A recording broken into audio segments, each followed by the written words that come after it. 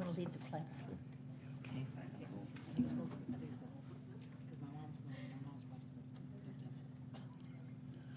Good evening and welcome to the March 10th meeting. We have a study session this evening. Please note that all council members are present.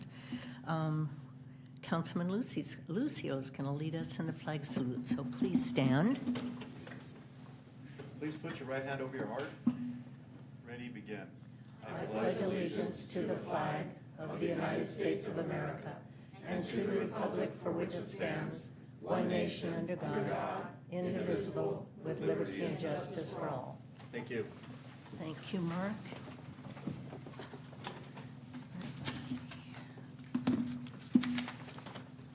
Okay. First item on the agenda is public comments. Is there anyone in the audience that would like to address the council on an item that is not on the agenda? Okay, seeing none, we'll move on to our study session. Item number 1 is the police department applications. This is a presentation to the council regarding the police department's current taser, body camera, and artificial intelligence applications being used and technological advancements for future consideration. Staff report this evening will be provided by our Chief, Kevin Menson, and our Deputy Chief, Nick Murata, and Lieutenant Aaron Kelleher. Good evening, Mayor, members of council. So like you said, this evening we provide a presentation on Axon, which is our vendor that provides tasers, body-worn cameras, and digital evidence storage. So Nick, Aaron, and Sergeant McCarl have been working on this quite extensively for the past few months. And what really started this discussion with Axon is renegotiating our contract to getting the taser 10s, really to equip our officers with a much better, less lethal option that de-escalate incidents. And so I know Councilmember Lucio, when I made the public safety presentation, you asked about the assaults on officers. So our assaults on officers for 2025 was up 1% from the previous year. Although that's a small number, it still was still an increase. So, and additionally, we had 3 officers out last year on significant long-term leave as a result of uses of forces, and one of those officers is still on light duty. And so whenever there's an opportunity to look at something to equip our officers to give them the best equipment, specifically to de-escalate a less lethal option with these taser 10s, and Lieutenant Kelleher and will go into this in much detail. So I'll turn it over to them for the presentation. All right, good evening, Mayor, members of council. Like the chief said, go back to slide. We're here tonight to talk about the Axon technology update. Axon's really evolved from a company that was really known for their taser to a technology company. We've been using their technology for the past year on a trial basis, and we've really learned a lot. They've brought a lot of innovation to the industry, and here we're here to talk about the history of where we started with Axon and really what the future looks like. I'm going to have Lieutenant Kelleher start off with this. He's our in-house expert. He's been able to successfully implement tasers and body cams into agencies throughout the entire country. So turn it over to Aaron. Good evening, Madam Mayor, members of the council. So as you know, we've used taser technology for a long time. As a matter of fact, this company started off as taser technologies, and they evolved into Axon. So over the years, we were really kind of early adopters in tasers. We believed in tasers for their ability to de-escalate situations, to really reduce harm to officers, and at the same time, reduce harm to citizens. So we began using them in the M26 taser, the top one here, way back in 2002. Over the time, there's been advancements in taser technology. So the X26, which is the second one down on the board there, that was kind of the big advancement in taser technology. It really changed the way the electricity affected the subjects, made them more effective and safer as well. And then we're currently utilizing the Taser 7, which is the third taser they're showing on the screen. And over the years, what's happened is they've pretty much stayed the same as far as how the general principle works. So we really want to come to talk to you today about not only the tasers, how they evolved, but also how our body camera program has evolved, how body cameras have evolved into something more than just cameras, and then also how artificial intelligence is really playing into creating work efficiencies for our personnel. You've seen me present on the Draft 1 in the past, the AI report writing software. You'll be surprised about how far that technology has come in just the short time since we last talked about it. So I want to talk first about the tasers themselves. So the goal of every of us having tasers is provide a mechanical solution to be able to stop or deter aggressive behavior. And when I say mechanical solution, it doesn't involve us actually physically coming in contact with people. So that distance that's created between the officer and the subject that they're involved with creates safety for both the officer and for the subject involved. And so the whole point of it is limiting the injuries to the officers. When we're not physically engaging people, that limits our injuries, that limits the injuries to the suspects. It also greatly reduces the need for greater levels of force. Once we get in close contact with people, situations can go wrong very quickly. We recently had an officer-involved shooting where, we were very close contact with somebody and they pulled out a gun on us. So those types of close contacts with people lead to situations that rapidly escalate. So us having the ability to maintain a distance from people and then be able to apply a tactic which will help mobilize them, that's what a taser is designed to do. How does it work? Basically, most people know, I think everybody by this point has seen how tasers work, but the general principle is the taser delivers an electric current down 2 wires. The 2 wires are attached to darts. Those darts attach to the clothing or to the skin of the subject, and then they create a circuit. And the greater the spread of the darts, the greater the amount of effect you have on muscles, because the electrical current grabs the muscle tissue and causes involuntary contractions. We know in the business is called neuromuscular incapacitation. So those rapid contractions of the muscle are what cause people to lose control of their voluntary limbs in the areas that are affected and then fall to the ground. But it does require the completion of a circuit. It requires having at least 2 darts in contact with the subject to be able to complete that circuit, and you have to have sufficient distance and spread to create neuromuscular incapacitation. Otherwise, it's just a pain compliance tool. And we don't use it for pain compliance. We use it to incapacitate the subject so we can safely handcuff them while they're under power. That's where the safety of this device really comes in. Yes, ma'am. What's the distance that you can be away from a subject? That is a great question. So about 24 feet right now is about the max distance that we're going to get out to with the taser, but that's about to change. So that's a really good question. So we'll transition to the next one. So this spread here shows how the dart spread works. The limiting factor right now on distance is, one, they're propelling the darts through the air, so there's wind resistance. But they can go much farther than the 24 feet they currently do. But the problem is that bottom dart, you have 2 darts that come out, a top dart and a bottom dart. The bottom dart has to come out at a down angle to create spread. Well, that naturally then prevents distances at great distance, because you could be 3 or 4 feet dart separation. You have to have both darts on a human body that's moving. It creates all kinds of problems for us. So in close, they're a little bit better. But remember, the closer we are, the more dangerous it is for both the officer and the suspect. This is where the Taser 10 comes in. So the Taser 10, and I've been teaching tasers to law enforcement agencies all over this country for the last 23 years or so. This is by far the biggest revolution in less lethal technology in at least the last 15 years, since the shape pulse technology came out with the X26 taser, because it eliminates the bottom dart problem. So if you look at the Taser 10 that's on the screen here, you'll see that all the darts are coming out in the same direction. They're all coming out straight. Well, what that does is it eliminates the distance cap that's created by a bottom dart going out at a down angle. So now you get 45 feet of effective range of a taser. So you almost double the effective range of the taser, which greatly expands the types of situations that you can employ a taser in. And it also eliminates the #1 cause of taser failure we have, which is the lower dart missing, because you're basically looking at the top dart. Those usually hit pretty well. That lower dart, if that weapon is canted off to the side or there's an obstruction in between you and the person, usually we're bouncing those second darts off. And those are the #1 cause of taser failures. And with the current tasers, we have 2 chances on that to get that right, but both of those darts have to hit. What happens now is each trigger pull fires 1 dart. So you have 1 dart that gets fired, you make contact, you fire a second dart, that creates the first point of contact, and then you can add additional dart probes to create greater spread. So now you get 9 chances instead of 2 to create neuromuscular incapacitation from 1 taser, where it would take, in today's, it would take us 2 to 4 officers to be able to have that same capability. So it really does revolutionize the way that tasers are used. Kind of like, you had a flip cell phone back in the days, and those things were great for dialing people, and that's what they did. You have a cell phone today, a smartphone here today that also dials people, does the same thing, but it does so much more. Aaron, Yep. So how quickly can you deploy the second taser after you fire the first one? Immediately, you can. It's like a semi-automatic. You're able, as fast as you pull the trigger, it will deploy the next set of darts.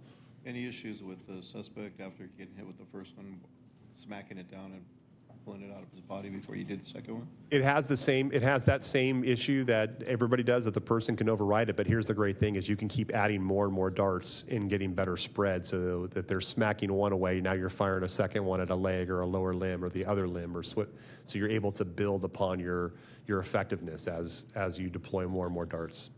Yeah, so with our current taser, you really only have 2 opportunities to make that happen, and if they swipe away at it, then you have to go through another option.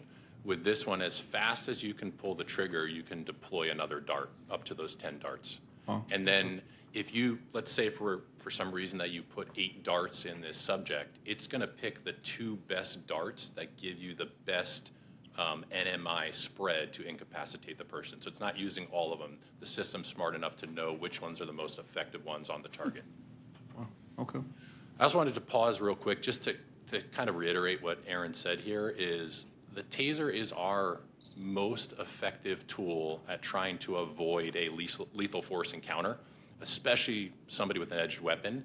And we had a case study that happened actually in our police department lobby where a subject walked into the lobby. He was armed with a butcher knife. He was mentally unstable. He was bleeding profusely. And there was other people in the lobby, and his goal was to try to commit suicide by cop. And our officers didn't allow that to happen. There was also 30 young children in the room next door that were exiting into the lobby at that time. So they had to think quickly, and one of the officers deployed a taser, and Murphy's Law, the bottom dart, struck a sign in our lobby, and we didn't get the neuromuscular incapacitation we were looking for. Luckily, another officer was quick enough to pull out his taser, deploy it. The suspect was taken into custody. He wasn't injured any further. The police officers weren't injured. The kids weren't injured, and we avoided an officer-involved shooting. If we had the taser 10 at that time, that officer would have had 9 other chances to make that happen to avoid that officer-involved shooting. So that's why it's such a game changer going to taser 10.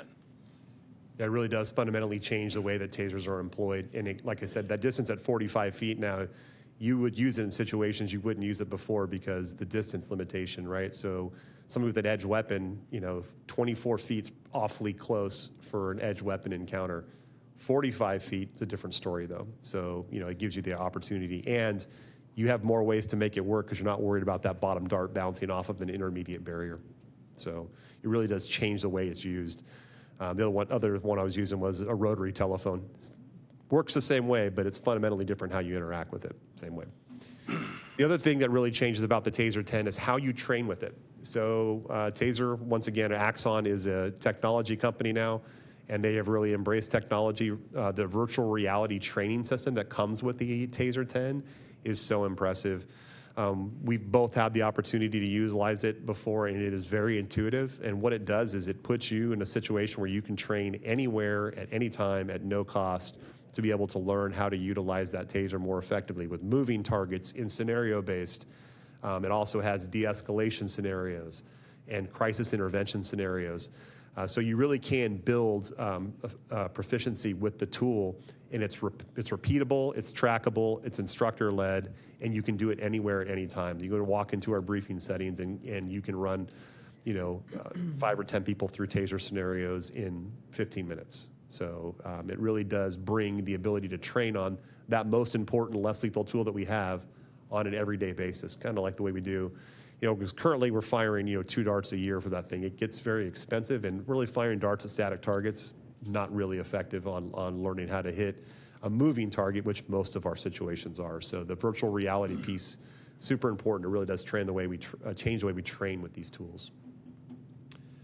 So now I'd like to talk a second about body cameras. So we spent some time talking about tasers, which was what Axon was really known for. I'd say in the past 10 years, though, the body camera has been the driver for Axon. The body cameras really started out as taser cameras. We attached them to the bottom of the tasers, so some people will remember that. When we had tasers, we had little cameras on the bottom of them that were recording. It was the first time we were able to watch use of force scenarios.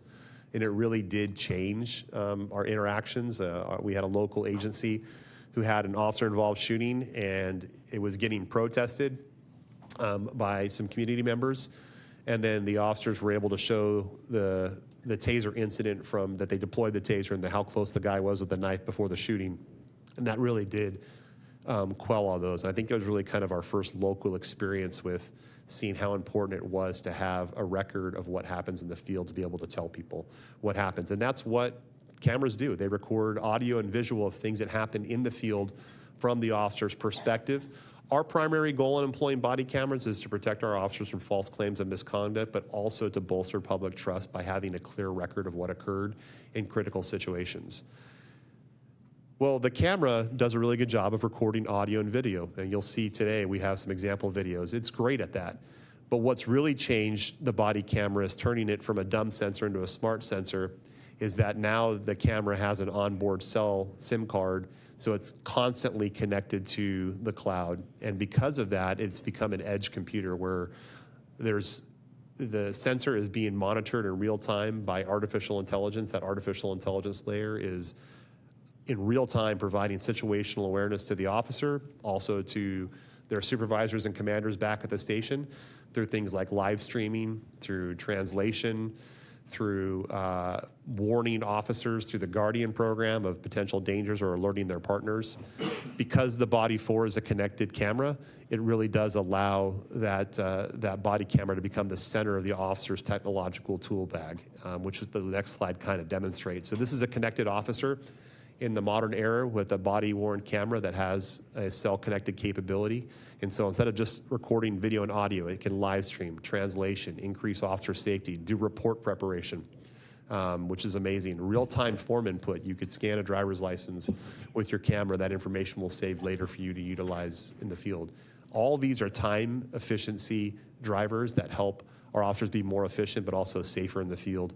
And it's a tool for unlocking future development. Some things that haven't been thought of yet are going to be deployed in the next couple of years with the body cameras, things that we haven't even thought of, which is really exciting time to be in law enforcement, to see how technology is really reshaping how we do our job and also how we equip our officers and give them the tools to act in that environment. So with that body camera, we marry up the power of artificial intelligence.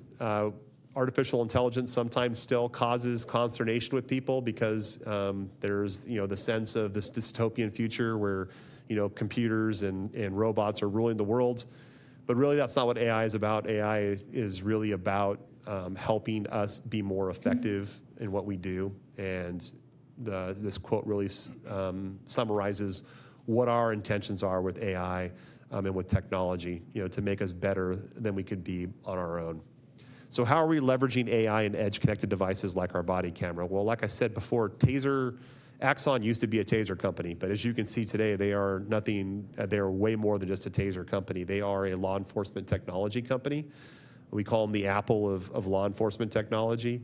They do a lot of things, and they do them well. This slide just kind of shows the Axon software suite that exists right today. Some of these we'll talk about in depth.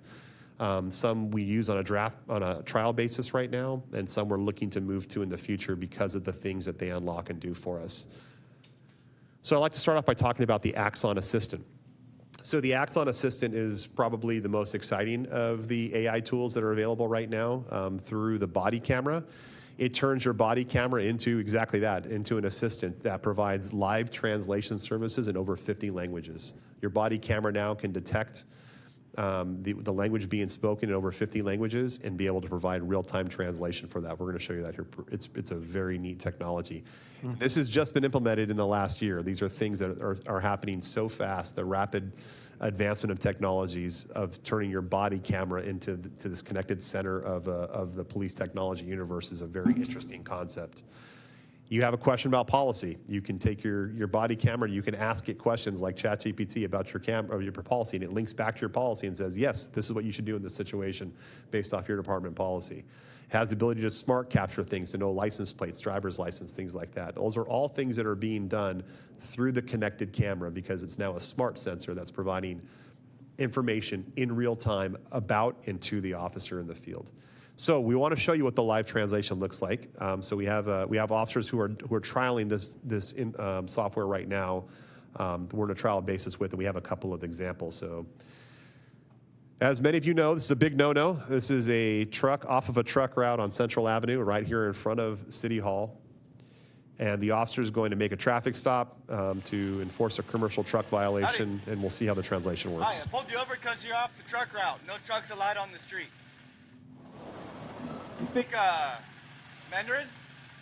Chinese? Chinese? Okay. You can come here real quick. Translation. Press and hold button, then say, translate to X or auto detect. Then, Chinese. language set to Chinese. I pulled you over for being off the truck route. Do you understand? 那你拦下来是因为你在卡车路线，明白吗？ Okay. So in that one, he chose to tell the system that he wanted him to translate to Chinese, but it will auto-detect up to 50 different languages as well. So if they just start speaking in that language, it'll automatically convert to that language. And it works in 2 ways, as we'll see in the next video. It does 2-way translation. 信息将位于顶部的 X 处，那是日期的位置。需要带上什么？我需要带上什么文件去处理？ What documents do I need to bring to handle this? You need to bring your registration, proof of insurance. 您需要带上您的登记文件和保险证明。好的。 Okay. Do you have any further questions? 你还有其他问题吗？ So as you can see, that traffic stop wouldn't have been handled in that manner because of the language barrier. They could have employed some other tools or looked for a Mandarin speaker, but because now they don't have to do that.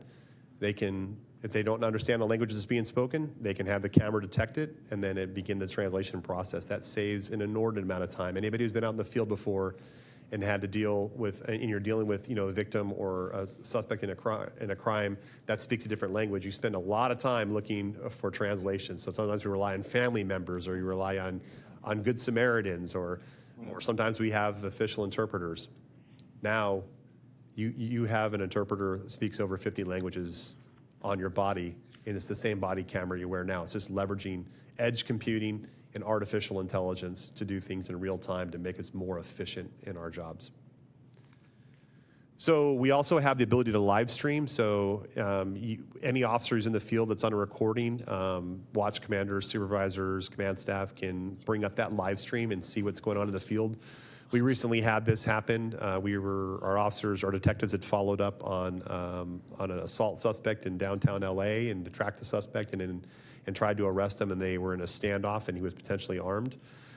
So that's a long ways away for us to be, and to gain situational awareness, command staff was able to bring up the sergeant's live video and see what was going on, and then we were able to determine, hey, we need to get some more resources out there. So we got our Bearcat out there, we deployed a watch commander out there to come assist with incident command and realize that, because you're getting that real-time intelligence. You're not waiting for a phone call from somebody in the field 25 minutes later to figure out what's going on. You're able to look in the officer's camera and then see what's going on and realize, hey, they need help, they need additional assistance, we can get them there. There's also another program called Guardian that's also part of the Respond package. For instance, we had an officer the other day that was out on a stop with the subject and then got involved in a physical altercation and was not able to get on their radio and request assistance.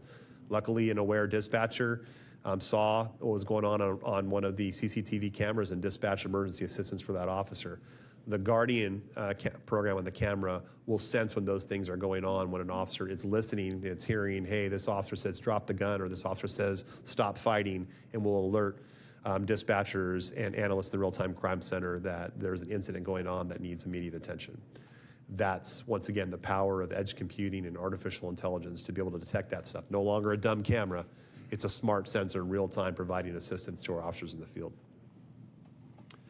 This also is the Fusus side of it. This is real-time crime center software. This is an option that we're looking at. We're not currently testing this out. It's not something we're currently recommending, but this is the scope that Axon's able to bring to bear with their technology tools. Dedrone's another software technology that's available from Axon right now. This is AI automated drone detection, so it detects where the drone's at, not only where the drone's at, but more importantly, where the pilot's at, so that we know that there are things going on. This helps us ensure airspace safety with our own drone programs, and it also helps to protect critical infrastructure. We have 2 state prisons in town, and we know that there's drone activity there. The ability to detect that and intervene with that, we don't have it in real time. Something that we're looking at. It's not something that we're asking for right now, but once again, it's just another example of something that they're doing. Matter of fact, we had a trial of a Dedrone software, and we just ran it over the station over a weekend. And sure enough, there's people flying over the police station, and we didn't know that until we looked at it on a Monday morning. But that you can get that intelligence information in real time now. So. Prepared 911 is another exciting development from Axon. This occurred within the last year they acquired this company. That's how rapidly this occurred. It's real-time AI-assisted call taking. You would be surprised that you could call in to a dispatch center. If the dispatch center was busy, the AI assistant could pick it up, and it literally takes calls in real time. It will ask you what the type of the problem is, where it's occurring at. It will ask you the same questions dispatchers ask you. But it also has a human in the loop, so there's a monitor there that somebody's reading that because it's translating it in real time. It provides us unlimited inbound call capacity. So for instance, 4th of July. Anybody ever called the police department on the 4th of July trying to report fireworks? Waiting for somebody to answer the phone? Yeah, there's limited resources to that. There's an unlimited inbound call capacity from this system to be able to take that information, translate it into a call for service, and drop it into our CAD system. It also does the same automated language detection with over 50 languages. So no longer does the dispatcher have to wait and decipher what language it is and then call language line. The dispatcher is being told in real time, this is Vietnamese, this is Tagalog, this is Mandarin, this is Spanish, this is Russian. It has a tremendous scope of what it can detect, and then will communicate with that person in that language and then provide you a real-time translation of it. So kind of like an example here, this is running in the background. This is just a call that it's taking from somebody calling in to report a loud party. And it's asking the same questions that our dispatchers would normally ask. And it gets the information, it gets the location. You'll see on the right side of the screen, it's adding in a summary for the human monitor to be able to see what's going on there, because they could pick up and say, well, hey, I don't like the way this is going. I'm going to jump in and take over this call. It will also do the same thing with radio traffic as well. Monitor radio traffic alert when there's a problem. Draft 1, Form 1, this is one that we've been using for a while. We've been on a trial basis for a long time helping get this developed.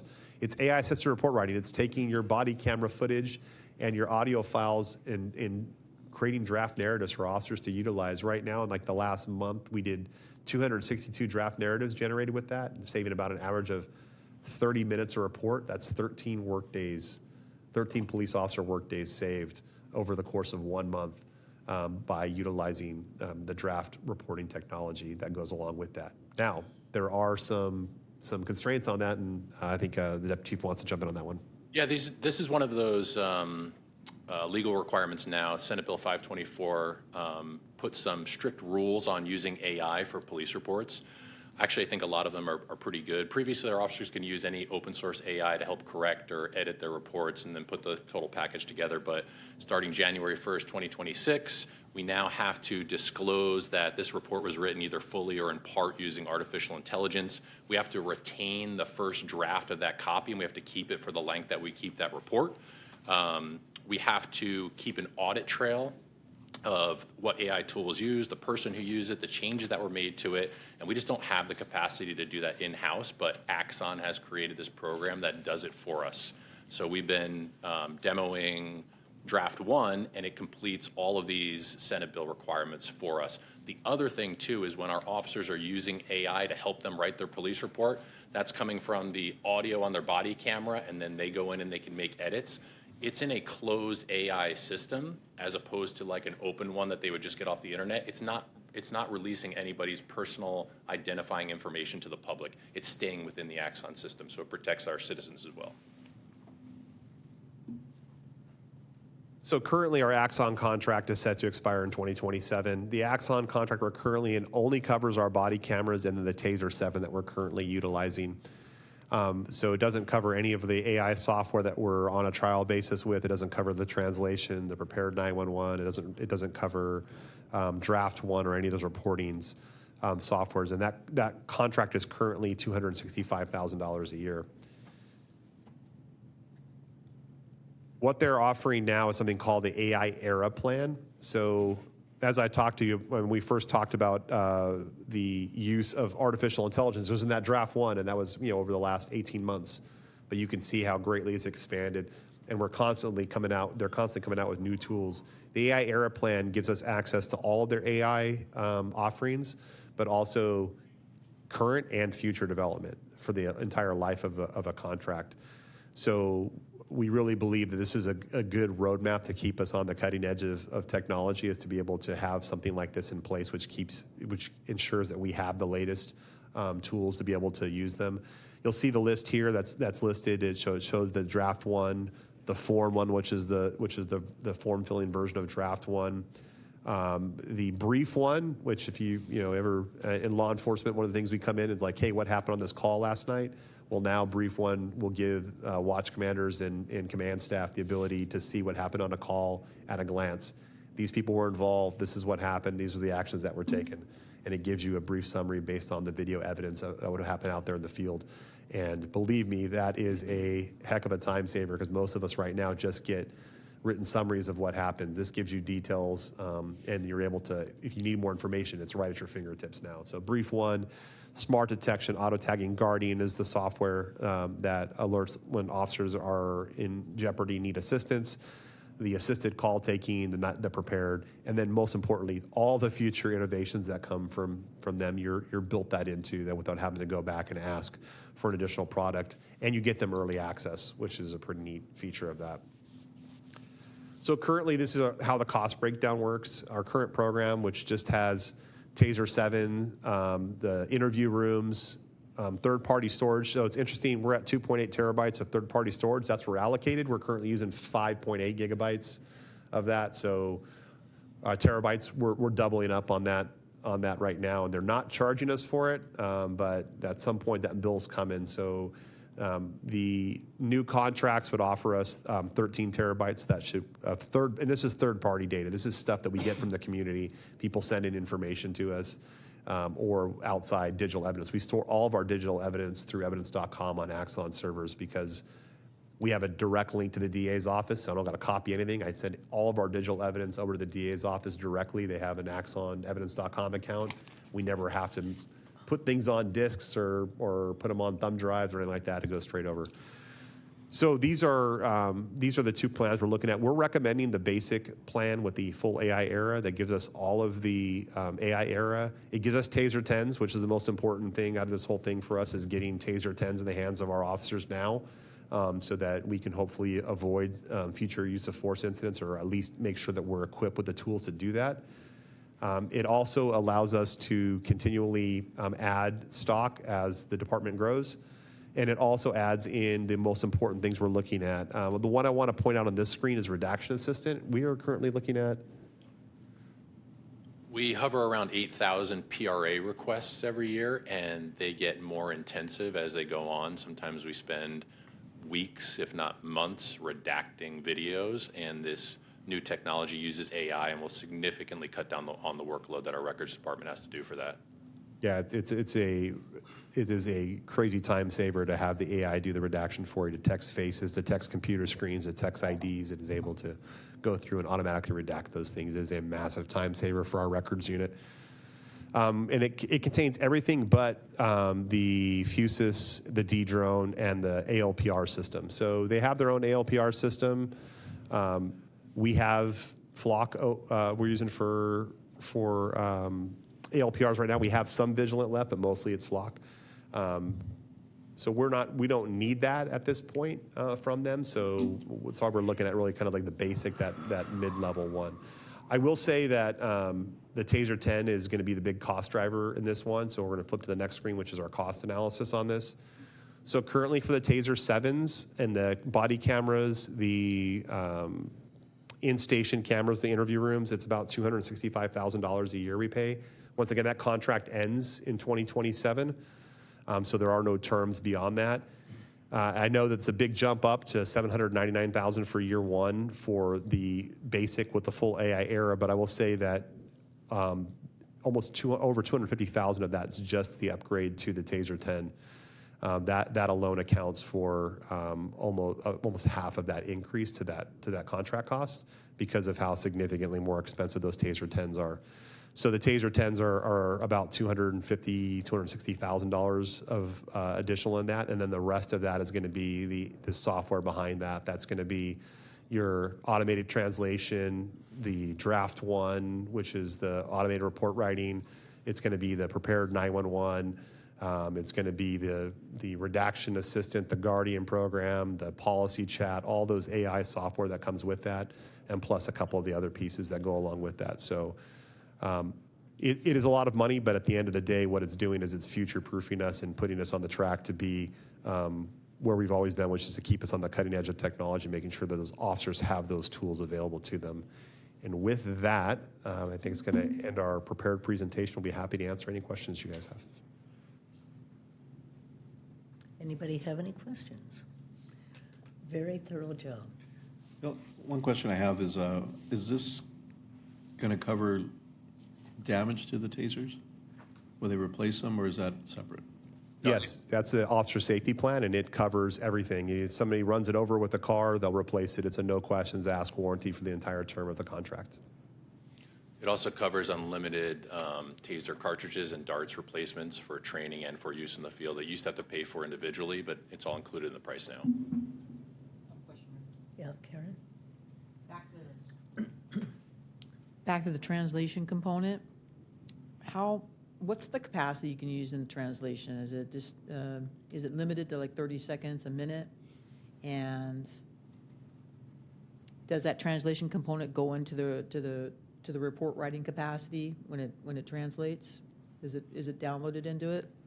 As well as is there any issue like you're having with the translation component in the report writing with certification for the court? Yeah, it's a great question. So the answer to that is yes, it does go into the report. It is available. It actually gets translated, transcribed like the video transcription does into English. And it is very high-end translation. The accuracy level is very high in it, so people are using it in court. And so yes, you can use that translation and drop it into draft one, and it will generate a narrative. Draft one now does the same thing. It does over 50 languages. It's able to translate for you. So now you're not, once again, you're not having to call for a Spanish interpreter to come over and do something for you. You can do that now with your body camera. So in reality, you have a detective in one of our equipped rooms with this technology. Will still the best practice be to bring in a human translator like we have in the past, or will the practice now be to use this tool? I absolutely think that it's still probably your best bet to bring in a human being, because human beings talking to people without the delay of the translation works. But this is our way to be able to do it when that's not available. So, and as it gets better, maybe that scenario will flip. It's like the same thing with the prepared 911. We're not letting the prepared answer calls for us unless we're not able to answer those calls. And that's something we're still looking at. I mean, it's not our primary service delivery model, neither with the translation. But as you saw with the traffic stop on Central Avenue, trying to find a Mandarin translator to come out there to get your point across in that situation is not practical. But like you said, like a homicide investigation where you're in an interview room with somebody, you're probably going to want to get a human translator if possible. So, for example, we had an incident at a local church on Schaefer Avenue where most of the people spoke Korean, right? We get our officers out there. Now we're going to have 8 or 10 officers out there going to have the ability to start getting information right away versus having to search for a Korean translator to try and understand what's happening. Exactly, and that's where the efficiency drivers of these software really become apparent. You know, you're not waiting, and you're not having to, you can find one translator, and that person's got to interview 60 people now. We have these efficiency drivers that are built into this program. That's why we're such big believers in it, because we know it's a time saver and it's an efficiency driver for the department. It makes us more efficient. It gives us the ability to do more with the same amount of officers we have today. Thank you, Aaron. I guess I would just add that with the way every community is changing as well with languages and translation, I think the value of that in itself moving forward with critical incidents cannot be understated right now. Whether it be the incident like we had at this church, right, which ended up being a horrible accident, right? But at the time we thought it may have been like an intentional act or some sort of abduction or something like that. You can't underestimate the ability to be able to speak to people as quickly as possible. Chris? How long are these contracts with Axon? How long are they typically? Are they 5 years? So we have the option of going with a typical contract is 5 years. They do a 10-year option as well. Rialto PD, I don't know if you've seen in the news, recently signed a 10-year contract. Theirs was for $14 million, coming out to about $1.4 million per year. They did add drones as a first responder program that significantly increases the cost of that contract. We looked at what we really need in our city right now and tried to limit it down to that amount. So you do have the option of going between a 5-year and 10-year contract are the most typical ones, but we found the cost savings on the 5-year one was the best for us right now. Any other questions? Okay. This was just to receive the information. What is your next step? Our plan is to implement this into this next fiscal year's budget. And so obviously this is a ton of information. It's a significant increase in the cost, but that's why we wanted to have the workshop and provide you all of this information at the workshop here today as opposed to at the budget workshop when we're trying to cover the entire city's budget and have to get into that. So our plan is to roll it into the budget with the 26-27 year. Okay, you mentioned this doesn't cover everything. So components that it doesn't cover, you're still with Axion? Yeah, so there's components as far as involving our real-time crime center, the D-drone. There was a few things, again, to keep it fiscally responsible because that jumped up another 120,000 or so. If we added the D-drone and the other components that we discussed, but we're not opting in for right now, it's about $967,000 a year. So we're trying to stay away from a wish list and just stay with things that we think are absolutely necessary at this time. And that's where the one that came in at this, that's why we picked the option. We're recommending the option, and that's what our plan is to put into the budget. Okay, but you're not going to lose those capabilities. Well, we've never had them. So we've never had, like the D-drone, we've never had that capability. That's things that this offers. The technology regarding the real-time software, we're using Flock OS for some of that stuff. The LPRs, we're using Flock. We've never used Axon. It's stuff that as you increase the plan, you would have these tools available to you. So we're not necessarily losing anything because our basic plan, it's covering, it's the bare minimum. So Chief, what you're saying is we still have our drone program, our drone capacity. We just don't have the D-drone capacity to identify illegal drone operators in the community. Or drone operators are doing something that's, not appropriate. That's correct, along with the hub that operates the real-time crime center. We have that currently, and it's under a Flock system, another different type of software. So when we look at the Flock system and the contract that we have with them, would it be beneficial to do away with the Flock system contract and maybe switch over to this to have it all in one? Or is it better to keep the Flock system separate? So we did a really in-depth analysis between those are the two main, when it comes to our cameras and our license plate readers, those are the two main software programs. Right now, we're very pleased with the Flock. There is some things that we are moving away specifically with Flock just because we don't need it. But there's also some other tools that Flock, we just did a demo on it, that talking about traffic, we're going to team up with traffic engineering that talks about the amount of cars. We can tell how many trucks have been down a certain street over a course of a week. What is the speed of those cars? And just the analytics of the Flock is what we found is better than our staff has found better than the Axon right now.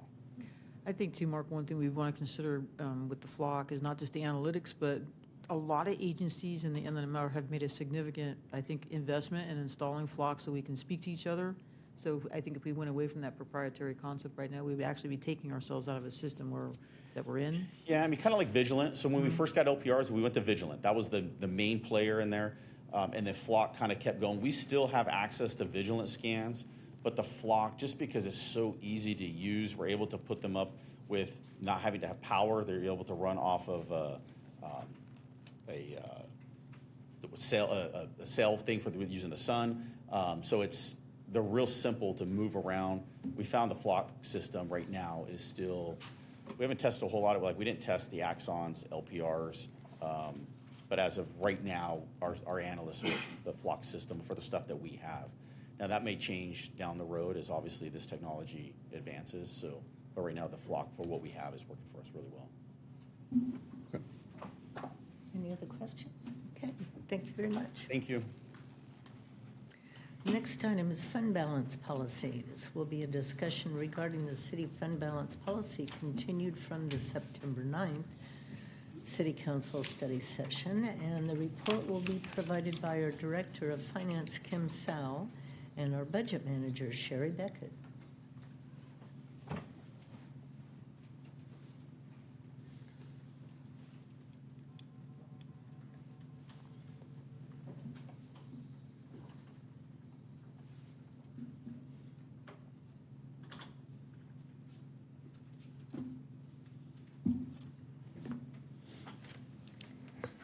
Good evening, Madam Mayor and members of the City Council.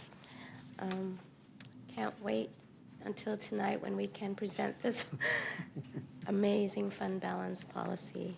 Oh, my goodness. I'm sorry, Kim, but this is not exciting. It might be to you, but oh, my. This is a continuation of the discussion that we had back in September. And at that time, we started talking about the general fund balance policy, and we were going to come back and to discuss about the proprietary funds, which include internal services fund and enterprise funds. So since it's been about 5 months since we discussed this, I just wanted to give a quick overview of what happened.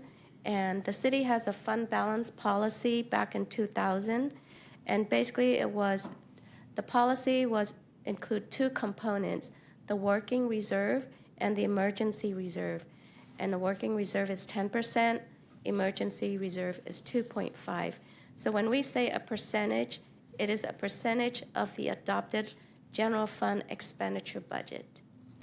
And then fast forward to 2017, the policy got tweaked a little bit. 10% became 15, and the 2.5% became a fixed amount of about up to 10 million. And then in 2009, GASB issued statement number 54 that talked about fund balance reporting. And when we say GASB 54, it means it is a fund balance category for the general fund only, not for the other funds. So in 2011, the city adopted a new policy that complies to the GASB 54 requirement. So again, the GASB 54 has 4 categories. During the audit at the end of the year, once the auditor established what the fund balance is, they will ask the finance department if we want to categorize our fund balance into any of these categories. So the first category is non-spendable. We don't have a choice in that. So the non-spendable represents inventory, things that is not non-cash and we cannot spend it. And restricted are things that are restricted by law, but by external law, such as revenue funds, special revenue funds, grants. And the other category, committed, assigned, and unassigned, are the things that we have discretion over. So the committed items are the ones that the governing board sets, which is the city council. This is what we are doing tonight by establishing this fund balance policy to understand how much we want to set in the reserves. And then the assigned is intended for specific use. Normally, the city manager would have discretion over this, but of course, anything we set in assigned balance mostly have been discussed with the city council as well. And then unassigned are amounts that are residual amounts that are not in the other categories. So this is a quick overview of the history of the fund balance from 2017, 48 million. It jumped to fiscal year 22, 72 million, and that probably includes ARPA funds at that time. It gives us a little spike over there. And then back down to fiscal year 24, when we restated the fund balance to adjust per the auditor's recommendation. And current year, 2025, we are ending that year right now. We have an audit draft, and the fund balance ends at about 40 million. And next year, we estimate it to be about 40 million as well, according to the fiscal year 26 adopted budget. So when we last discussed, the city council wanted to establish a 50% operating reserve. So 50% of the adopted operating budget of the general fund, which is equivalent to about 6 months. So in this chart, we put in scenarios of what each percent would be equal to in reserve dollars. So a 50% would equal to a $60 million reserve if the operating expenditure is $120,000. So, Oh, yeah. 120 million. In the past, when we set the reserves, it was normally about $17 million. And $17 million is equal to about 17% of a $100 million general fund budget. Right now, the expenditure budget in the general fund is about 100 million, but when we include transfers out to the community services fund, that's an additional 20 million for operation. So we include those two amounts, and it comes to about 120 million. So 17% of that is about 20 million. I know that we try to target a 50%, so if that is our goal, to strive to meet that target. But at this point, this year, we can only afford about 20 million. So at least that is an increase from what it used to be, about 17 million. Now it's 20 million. So this is just a comparison between this 3 years. Last year, the ending fund balance was about 32 million. 2.3 was non-spendable, and all 30 million was put in the unassigned category. Because our former policy says that even though we have a reserve, we will put all that in the unassigned category. So going forward, I would like to put the reserve in its proper category so that we could see it better when we look at the financial report. So currently, we are closing out the June 30, 25 audit, and our fund balance ends at 40 million, and we're planning to put 20 million in the committed operating reserve. 8.8 million represents the continuing CIP that the council previously approved, but have not been completed. So we have to put money aside for those projects. And so that leaves about 7.7 million in the unassigned category. And next year, we're estimated about roughly the same. So, does the city council have any questions so far on the general fund policy before I move on to proprietary funds? Questions? No, go ahead. Okay. Can I add something real quick? So when we had the last workshop and we talked about the 50%, and we knew we didn't have 50% yet, it's our goal to work towards that. So because we have the 50% set, we will continue to put money aside into that category so that we can get to 50%. So that's our goal. Okay. So next are the proprietary funds. So the proprietary funds are business type funds. And when we say business type, it means that in the accounting rules, the way we record when we do bookkeeping, we follow the rules of the private sector accounting. And so these apply to internal services and enterprise funds. So internal services funds, we have 5 of them. And the only policy we have are from 2008, and we would like to update that tonight. Internal Services Fund provides services to the internal departments within the city. And those include central services, liabilities, benefits, buildings, and equipment funds. And the revenues that fund these funds, they are charges to the various departments. So they're internal fund charges. And the enterprise funds provide services to the public. They include water, sewer, storm drain, and sanitation. And the revenues come from the users of these services. So I'm going to turn the time over to Sherry, our budget manager, and she's going to introduce each of these funds and provide a brief information about what services are being provided in these funds and how we allocate charges to the other funds. Good evening, Mayor and council members. I'm going to share with you the Chino's internal service funds, and we have 5 of them. The first one is the 610 fund, and that is our central services fund.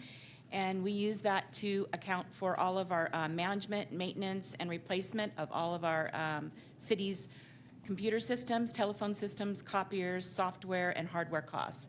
The costs are allocated to city departments on a cost reimbursement basis on number of employees and types of equipment needs. Our next internal service fund is the 630, our liability insurance and risk management fund. And this is used to account for all of our liability and workers' compensation claims, insurance premiums, administrative costs, and reserves for future claims.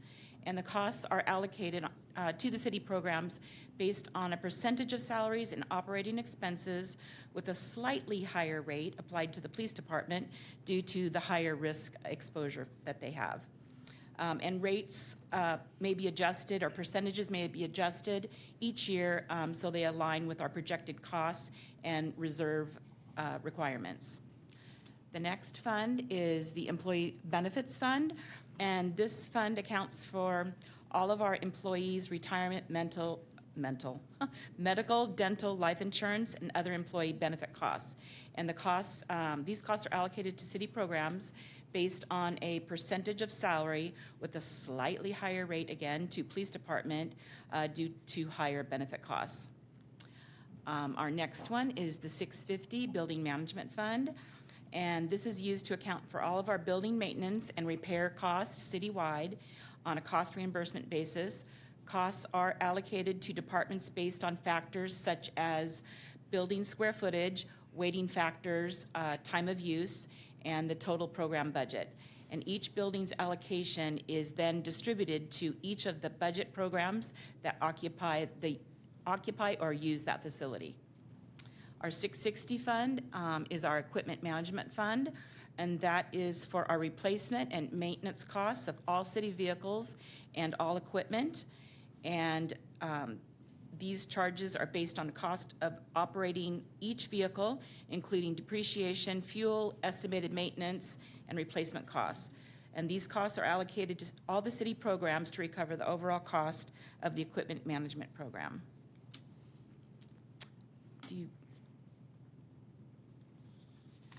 our current reserve policy, was there any questions that you guys had on those? No? Okay, thank you. Current reserve policy and transfers. These are our policy that we have as of right now from June 2008. And as you can see, the central services, we shoot for at the end of the fiscal year to have $1 million in reserves. The 630 is $3 million, 640 is $2.5 million, and our building management is $1 million. And our equipment management, we had no reserve policy. We just kept whatever costs we recovered, we kept that in the fund balance. And then 2008 transfer to general fund. Oh, so in 2008 we did transfer $6.4 million from these funds into the general fund. There was a downturn in our economy, and we were helping out the general fund based on this reserve policy. And now we're getting into 24-25. Yes, we transferred, it was last year. We transferred to the general fund $2.5 million from the employee benefit fund, and our equipment management fund, we took $4.5 million for a total of $7 million, and that was to offset our structure deficit.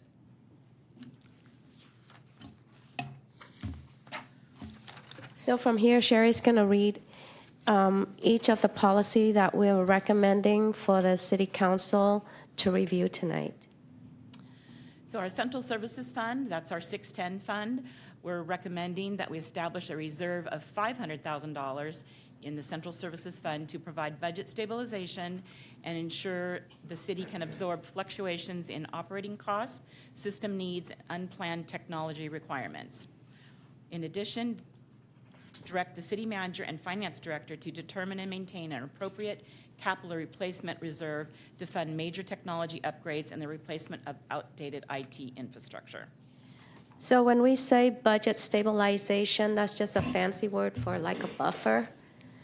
Sometimes we spend more or less. We should have a little bit of cash reserve in the fund so that we don't have to go back to the general fund and ask for the general fund to transfer money over. Thank you, Mayor. So Sherry, we've been through this together before. When you say we're going to establish a capital replacement reserve, would that be a new fund in itself, a new internal fund, or would it just be part of the fund? Yeah, it would just be part of the fund. Okay. Part of the fund balance. Okay, thank you. Another question. So in June 2018, it says the adopted reserve was $1 million, and today the recommendation is bring it down to 500,000. Correct. Okay. Right, we wanted to define and break it down a little bit further. Not that we're reducing it, but we're saying 500,000 is sufficient for a buffer plus capital reserve. So it may be more than $1 million when we consider adding capital reserve into it. And the capital reserve, sometimes it could fluctuate depending on what the city is working on, large capital improvement projects that are related to IT infrastructure, like replacement of software or financial software, things like that. So ideally speaking, when I see this, what I'm envisioning is us being able to come up with a model program in order to ensure that we have, when it comes to our technology, we're projecting out into the future, like upgrades, anticipating that versus being reactive to the process, right? So we're Right. trying to establish a program when it comes to IT because it's so important with the city hall now, a process to be proactive with it versus being reactive and waiting till it's either not supported any longer or dysfunctional. Right. Okay. And when it comes to IT, though, it's a big project. It's like planning a 5-year IT plan. Correct. And so we would have to work with a consultant to review all the whole IT infrastructure to see what needs to be upgraded, such as cybersecurity, because we cannot possibly fund everything in 1 year, and it's not possible to complete the implementation in 1 year as well. Yeah, there would be so many layers of that from GIS to, like you're saying, cybersecurity that would take a larger plan. Right. Okay. So with the when we establish policy, we try to make it flexible enough so that each year the finance department can analyze and increase or decrease as needed. On to the liability insurance fund. We are recommending to establish a reserve of $3 million in the liability insurance fund to provide budget stabilization and protect the city against volatility in claims, insurance premiums, deductibles, and estimated known claims related to workers' comp and general liabilities. And this will be to maintain a sound reserve levels based on actuarial estimates and industry best practices to ensure the long-term sustainability of the city's liability program. I think currently we have a $3 million reserve. Yeah, so the $3 million is the same amount that was established back in 2008. So we're not changing that. We're going to maintain that minimum, plus anything that we think should be increased based on actuarial estimates of what is the upcoming claim. You know, and that is something we have to work with HR department on. Any questions so far? Okay. The next fund is our employee benefit fund, 640. We are going to recommend to establish a reserve of $1 million in the employee benefit fund to provide budget stabilization and ensure the city can absorb unexpected spikes in compensated absence costs. These costs primarily include retirement payouts, cash leave cash outs, and other separation-related benefit obligations that can vary significantly from year to year. Currently, it is $2.5 million, and is being recommended to be $1 million. Right, so sometimes we have unexpected retirees all retiring in 1 year. And so we wanted to have $1 million to have that buffer. And so when we talk about compensated absences, these are fancy terms for leave cash outs that are in the bank that retirees choose to cash out when they retire. So when we'll go through these policies for Internal Service Fund, the Government Finance Officers Association is not a requirement for us to establish these policies, but by best practice, most cities establish this policy to help us look into the future and be more prepared.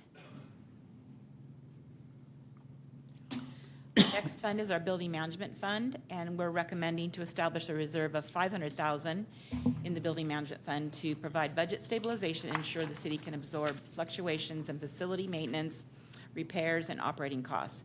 This reserve supports the ongoing upkeep of city buildings and helps prevent sudden increases in departmental charges when unexpected facility needs arise. And we'll establish as needed capital reserve within the building management fund to support major facility repairs, replacements, and long-term capital needs. This also includes our carryovers from the previous year for the big projects that haven't been completed. Our equipment replacement fund, that's our 660 fund. Our recommendation is to establish a reserve in the equipment replacement fund sufficient to fully fund the equipment and vehicle replacements scheduled over the next 3 years as identified in the city's annual replacement plan. And this, we direct the city manager and finance director to annually review the replacement schedule and adjust and replenish the reserve to ensure adequate funding for scheduled replacements consistent with industry best practices and the city's financial capacity.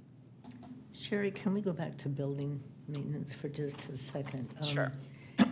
If you have carryover, because you know you have a big project coming up, but your reserve policy is $500,000, when you do your budget, do you specify in there that anything over the policy of $500 is specifically earmarked for certain things?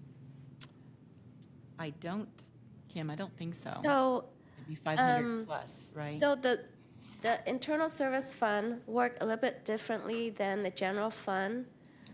So when you look at the financial statement, you will not see a reserve.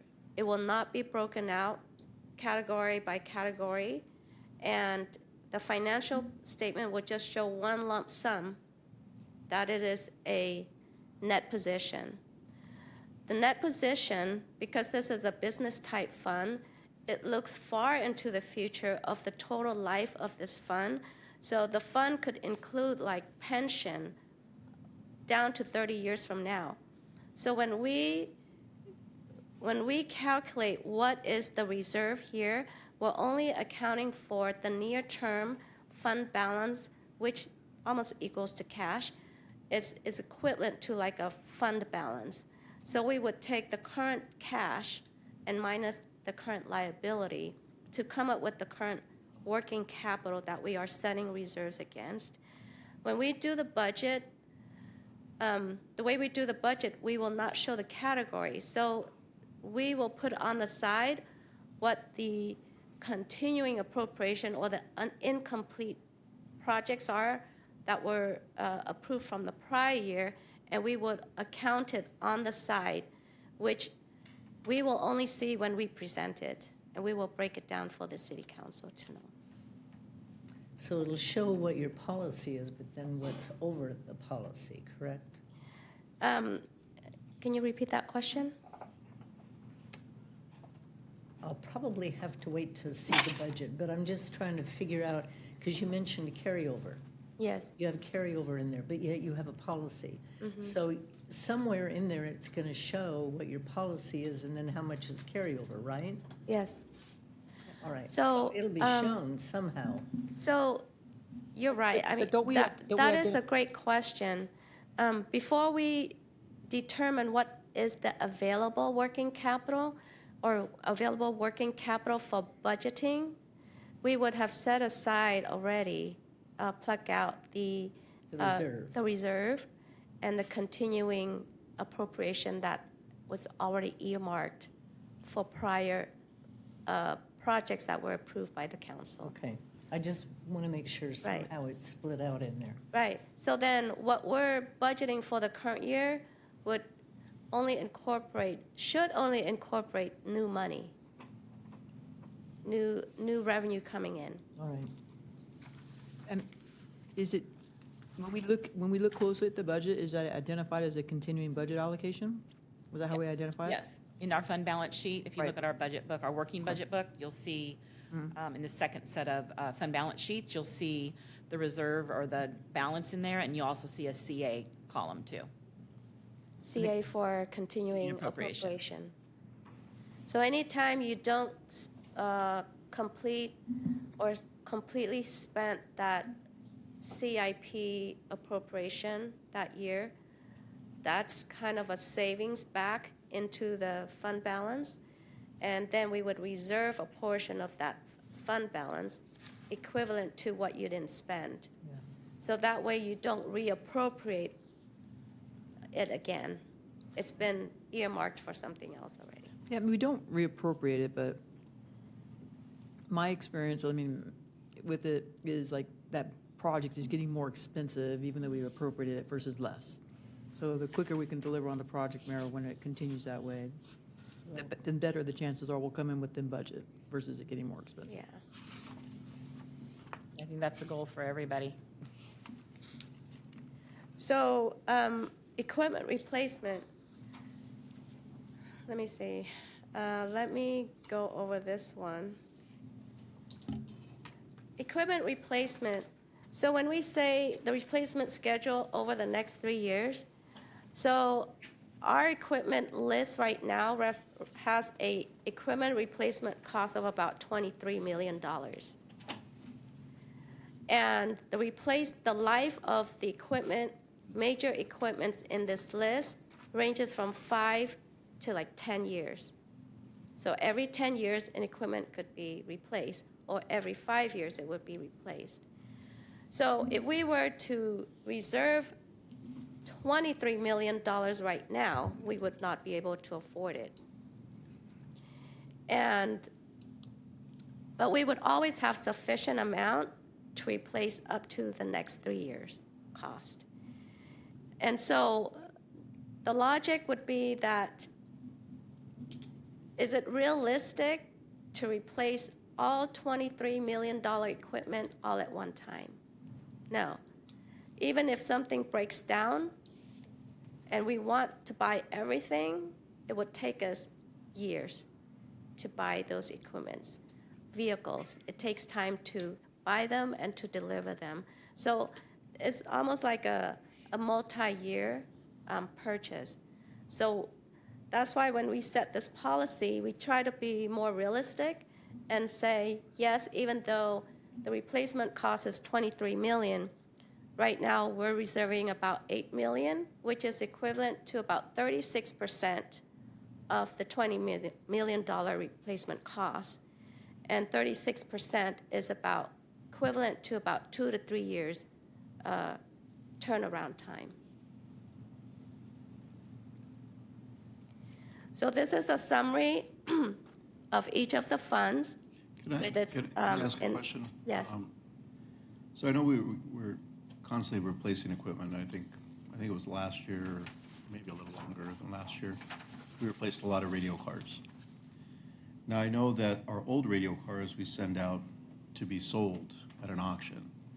Do we have any numbers as to what amount of money we're getting back from when we go to sell our replacement equipment, and what we're getting back from these people that we're sending these out to get auctioned? Are we getting any money? Or Giselle, do you have like a rough estimate when we take these to auction? Okay. So we do take this vehicle to, this year we went to a new firm called, what was it? We switch where we auction our items so that they can give us a better deal on our.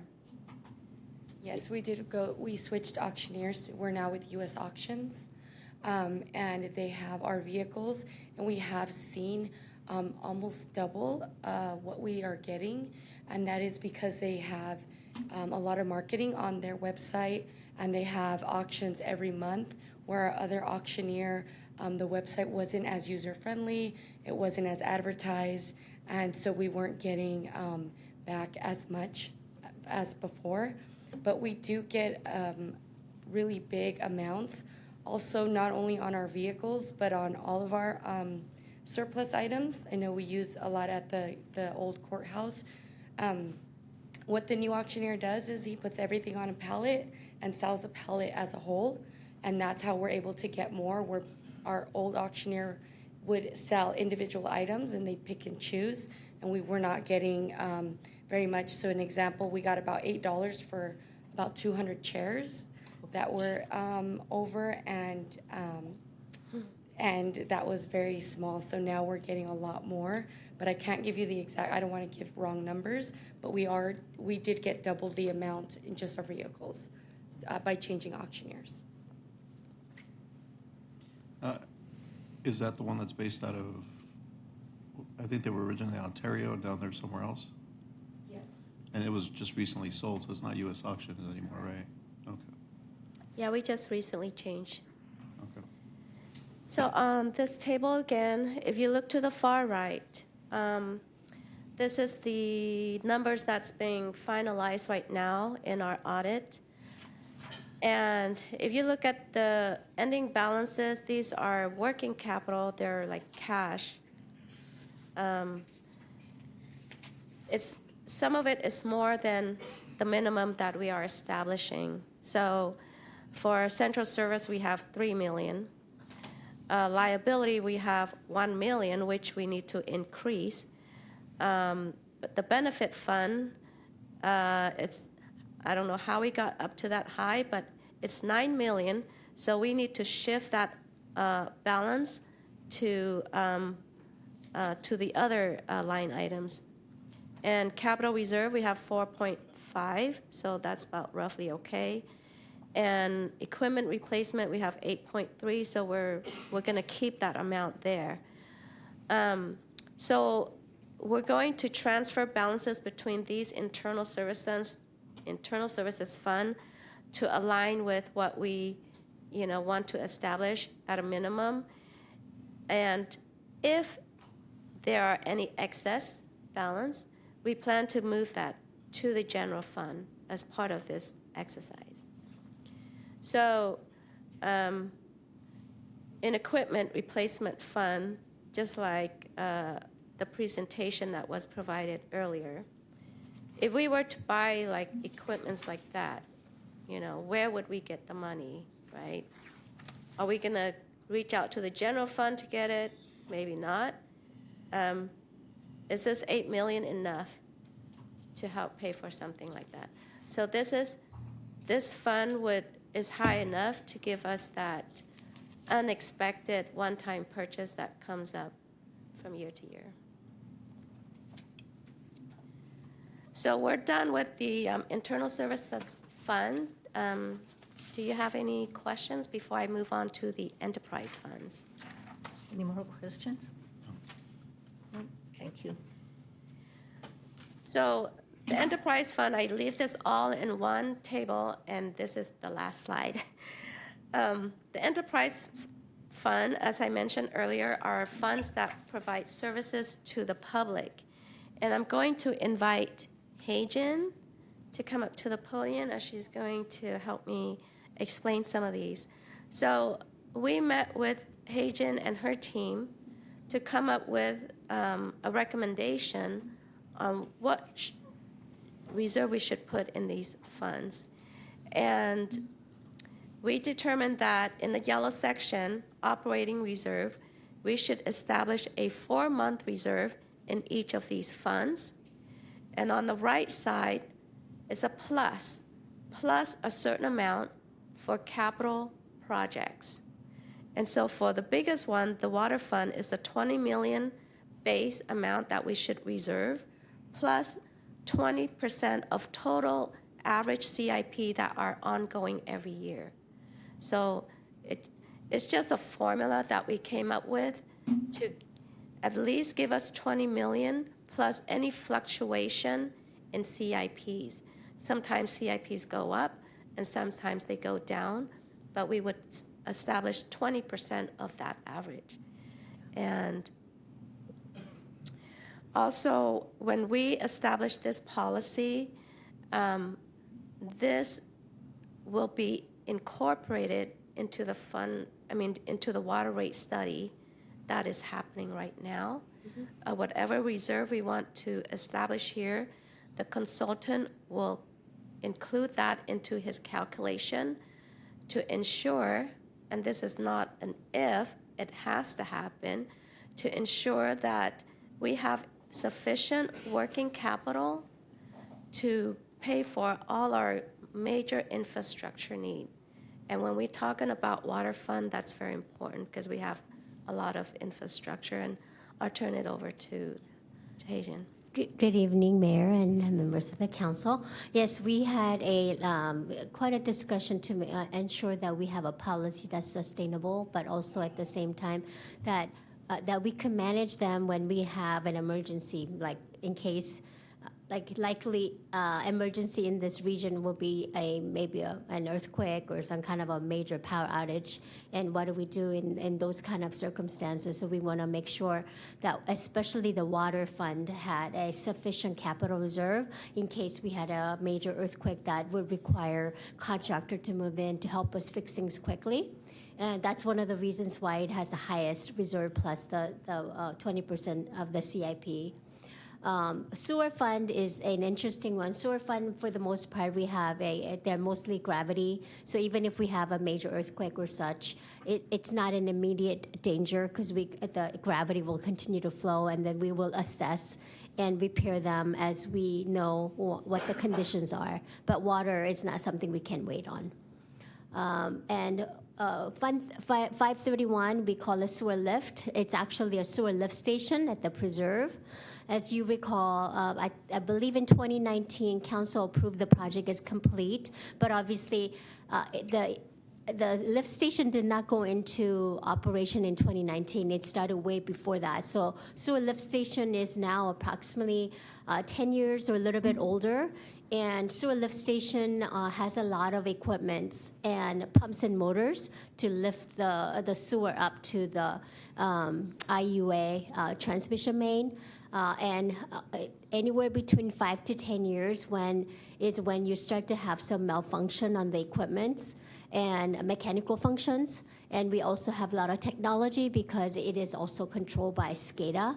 So we're making sure that we want to set aside sufficient funding for that. But obviously, as you could tell, we don't have a lot of working balance. We have a little less than 400,000, but 265,000 of that is a working operating budget. So we only have a little less than $130,000 remaining for us to be able to operate. So we want to make sure we plan for that. However, in 2029, the maintenance of preserve lift station will be transferred to us. Right now, IUA is contracted to provide the maintenance services, but we're ramping up to take on the responsibility of that in 2029.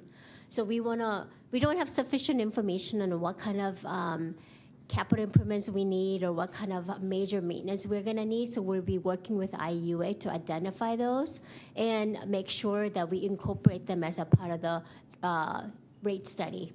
And probably in the next year or two, when we have the rate study completed and work with IUA to identify some of these CIP projects, we would have a better idea on how much we should set aside for operating reserve and capital reserve.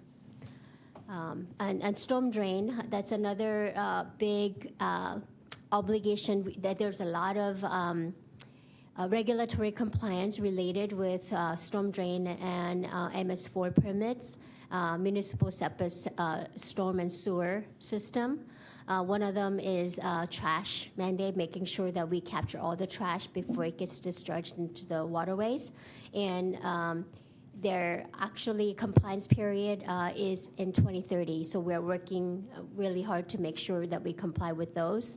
So we have a operating budget of close to $3.7 million and operating reserve about $627,000.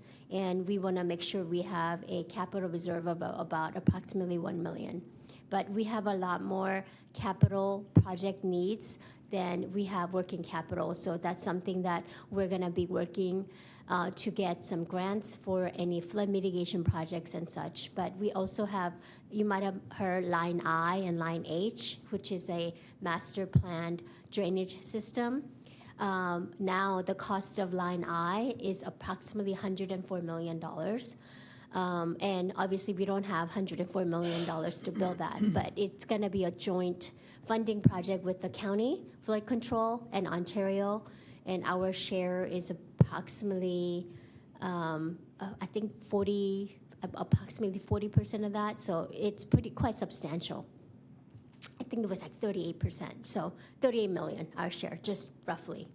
And obviously, we don't even have $38 million in our capital reserve. And the sanitation is a solid waste fund. That's a franchise agreement operation with Waste Management. So we didn't think that we needed any capital reserve because we don't own any assets for operating a solid waste operation, but we want to make sure that we still reserve operating reserves to make sure in case there's another major natural disaster or such, we have an ability to continue to work with Waste Management to pick up and dispose of all the waste and any other ancillary services that might come as a result of a major natural disaster. So that's kind of what's going on with the enterprise fund. So we're in the process of doing a rate study for water, sewer lift station, and storm drain. And one more item that I wanted to bring it to your attention is also recycle water. Right now, recycle water is a program underwater, potable water system. However, our recycle water system is approximately 30 years old, and we are seeing a little more leaks in our system and a little more maintenance requirements. So we want to make sure in the next go-round, we analyze how we are going to be able to have a sustainable recycle water system and a capital improvement to go with that. We want to make sure we are planning for it. We don't want it to be an emergency work. So we're working on that. And just some interesting stats for you on the sewer lift station. I had our finance utility building help me pull a bill from a preserve. The preserve residents pay $3.61 for the sewer lift station. The initial construction was funded using DIF, but operating cost comes from our residents who are, I guess, recipient of that service. So right now it's a $3.61 for a household, but if it's a apartment or multi-dwelling unit, it's $2.61. And I don't think that will be a sustainable rate structure if we actually have to do some major capital improvements or major equipment replacement in the future, because replacing pump and motor could be easily $100,000 each. So we want to make sure we, again, plan for that. And as a part of the rate study, we want to make sure that those rates are appropriate for the needs that we will have. And I'd be happy to answer any questions you may have. Any questions of Jen? Nope, not this evening. Yeah, You thank have you. totally floored us. Well, I guess it was exciting, just like Kim said. Not quite. Thank you. So if you look at this table, you have the operating reserve. Let's say the water fund, 11 million plus another 20 million. That's about 22 million plus another 20% of CIP, whatever that will be. And you look to the left, we have 80 million in working capital. So I think we could meet it. We could comply with this policy. And the reason we didn't want to make it like instead of 6 months, we make it 4 months, because the higher you set the reserves, the tighter this will be, right? We have to push into the fund balance, and this could result in us putting this burden on the residents by increasing the rates. So we wanted to find something that is reasonable and sustainable for the water fund. So this concludes my presentation, and we ask that the City Council provide direction on the reserve level to be established, either go with staff's recommendation or come up with more input. Council comments? For me in particular, I think I'll support your recommendations with kind of a skeptical eye until I see the budget, and see what's projected to come up and what we have. It's a little hard to determine from looking at a report like this. Yes. You know the details behind it, we obviously don't. Right. So for me to pull another number out of the air would be ridiculous. So I just wanted to note that these policies is not set in stone. Right. And right now, this is the first time we set something reasonable enough so that we could comply, and high enough so that we're not being careless. So when we set a policy, it could put us out of compliance immediately if we don't have the money. But at least the policy is the base for where we know where we need to work towards. And so, for example, the general fund, we set 50%. If we set 50% period, then we're out of compliance already. But we need to strive to the 50%, so the policy allows us to work towards it. And this is something that our auditors look at, our GFOA looks at when they review our budget to see that, hey, this is the fund balance policy that we established, but look at your reserve, it's not meeting it. Our policy would require us to describe how we're planning to meet that policy each year. So it's not something that we set a policy and we're going to let it sit for another 10 years. So it's going to be a living document that each year when we close the budget, when we close the audit, that we will review this every year to see if it's reasonable, if we need to increase it, if we need to decrease it.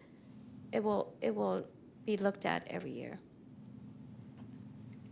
Thank you.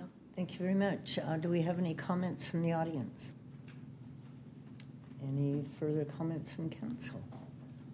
Okay, with that then, we will adjourn to Tuesday, March 24th at 6, with closed session starting no earlier than 4 o'clock if necessary. We are adjourned.